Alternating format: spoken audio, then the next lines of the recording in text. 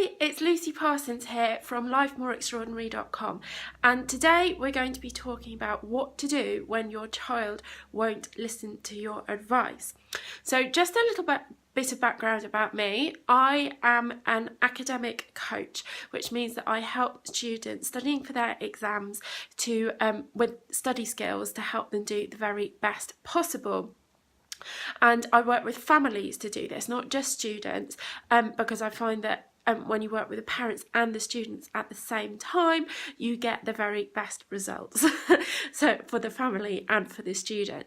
So today I'm talking about what to do when your child won't listen to your advice, because I've heard a lot in my Facebook group for parents, which is called the Supportive Parents Successful Students Facebook community, about parents being incredibly frustrated when their teenagers just won't listen to their advice about what to study. So I'm going to talk today about, give you some tips about what to do when your teenager isn't listening to your advice. So if you're watching live, I'd love you to say hello in the comments. Just say hello, Lucy, and who you are, where you're watching from, and maybe if you've got any information about how you've struggled with this particular problem, we can look at that as well. And if you're watching the recording, you can do the same, and I'll pop back and look at the comments later on. So, what do you do when your child isn't listening to your advice? So, the first thing is to acknowledge where you're coming from with the advice that you're trying to give. And I think this is the thing that gets lost in the process most often, and that as a parent you are coming from a place of love and that is what it is. You want them to do their very best in their schoolwork and in their exams because you love them and you want to see them reach their potential. But it's very easy for this deep-rooted feeling, this intention, this emotion, this motivation to get lost in the nagging.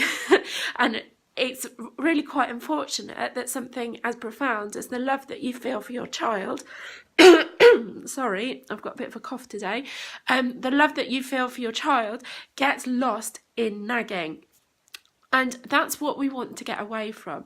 So when you can see your child is not doing what you think they should be doing or isn't following your advice, take a step back from the situation and first of all remind yourself of the motivation and try to understand whether the way that you're communicating with your child is communicating the love that you actually feel for them.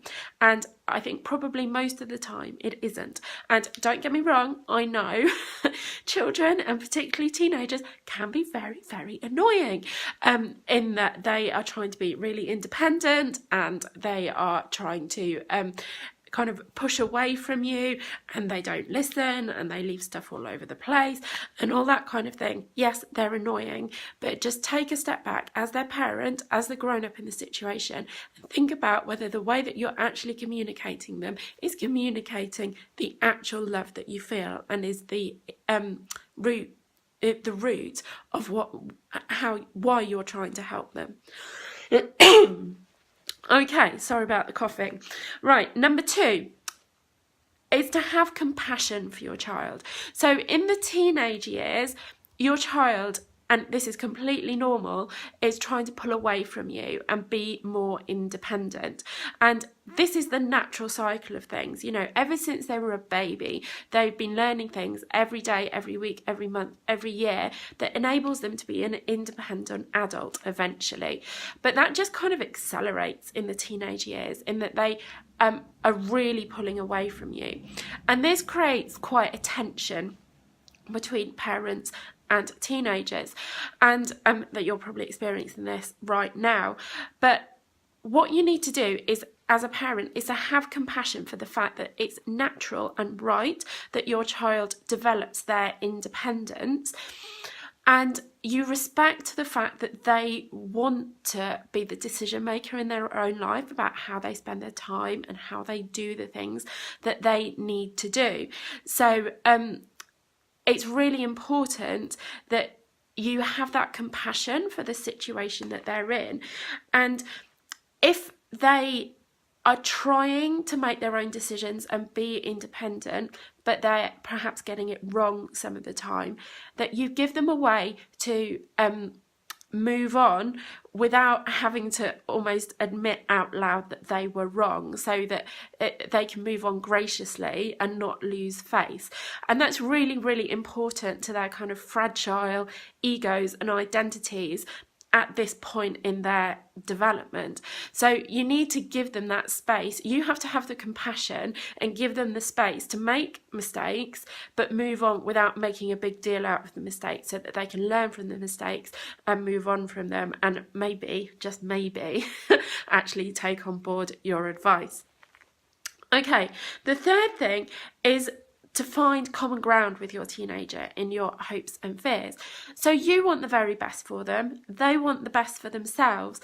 It's just that they're not as experienced in life as you are, and so they're finding it harder to find the route to success. So they're having to go around the long way and make the mistakes and all that kind of thing, and that is just really frustrating to watch. You know, we're always talking about, do we learn from history? And the answer is not very often.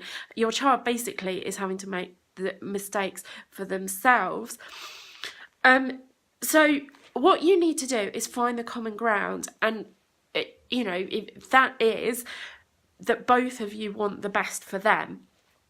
And then from there, and this is my fourth step, you've got to come up together with a way of communicating that meets both of your needs. So this is the kind of thing where you go out for a walk together or on a drive together. You have one of those discussions where you're side by side rather than face to face, because you can say more things when you're side by side with each other, more honestly, for some reason. That's what all the psychologists say, about how you're actually going to communicate about this stuff productively without having the arguments and the nagging and all that kind of stuff. So you've been through the cycle of admitting that acknowledging, not admitting, admitting's the wrong word, acknowledging that what you want is coming from a place of love, that they are trying to forge their own independence, and that they that's a difficult and tricky balance for them and their fragile little teenage egos, and you need to really respect that. And that, you've got this common ground in terms of your hopes and dreams being the same thing. So the last step is to have this communication, an agreement about communication with each other, so that you know how to move forwards in a kind of code of communication that works for both of you.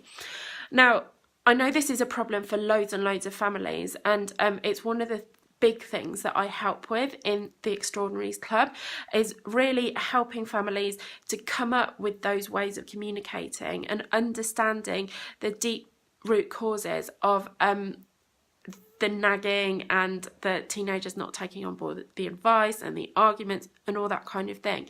So if you join the Extraordinaries Club this week or any time in the future, but the price goes up on Friday evening, I will be able to help you negotiate all of these things. And the parents and students who've taken part in the Extraordinaries Club, oh, thank you for the like, I'm getting likes, that's really nice. The parents that have taken part previously in the exam success formula, which was like the precursor to the Extraordinaries Club, but all the modules and information from the exam success formula has been updated and improved and included in the Extraordinaries Club. All of that helps students and parents to communicate better. And so what I've heard from parents is that they've stopped nagging, they've had much better and more open communication with their children, and the whole exam years thing has been a lot more happy, really, than anybody expected it to be, a lot more harmonious. And I think that's a big win for anyone, getting through year 11 in particular without too much stress and too many arguments is good for your relationship with your child, let alone the impact that it's going to have on your grades. So if this is a problem that you've been struggling with and you're interested in the Extraordinaries Club, you can find out more about it. I've put the link above the video and you can find out more about it there. if you've got any questions, then please do let me know. But basically inside the club, I help students with the study skills, habits and mindset to get the best grades possible. And I help parents with how to communicate with your child and how to support them in order to get the best grades possible and not go slightly crazy in the process, because I know it takes a huge amount of self-control to guide teenagers through these few years of their lives. So just to recap on what I've talked about today, we've been talking about what to do when your child won't listen to your advice. And while I'm recapping this, if you're watching, if you've got any questions or if you've got any feedback, just pop them in the comments below. So what do you do when your child won't listen to your advice? So step number 1 is to acknowledge where your advice is coming from, so the intention with which it is meant, and that is from a place of love. But then think about, are you actually communicating that love in the way that you're talking about the advice that you're giving around studying? So is it coming across as really annoying nagging, or is it coming across as genuine concern and care for your child's outcomes and grades and their well-being? So the second step is having compassion for your child and understanding that at this point in their lives, they're seeking more independence and they want to make their own decisions and they don't want to feel like they're reliant on you. And this is difficult because they will make some of the wrong decisions and they will have to learn through failing at times. But you will need to give them space to move on from their mistakes with grace, okay? And that's going to be much better for their fragile egos at this point in time. And then between the two of you, between you and your teenager, it's about finding that common ground between your hopes and fears, both of your hopes and fears. I think this is, hi Brian, it's good to see you, I'm glad you agree. So yeah, it's about finding that common ground between your hopes and fears so that you can move forward and develop a communication strategy between the two of you to really move forward in a less argumentative and a much happier way. So I really hope that this has been useful. If you've got any feedback, if you want to give me some likes across the screen, I'd love that. And if you've got any comments, please pop them in the comments below. Thank you so much for watching and have a lovely day.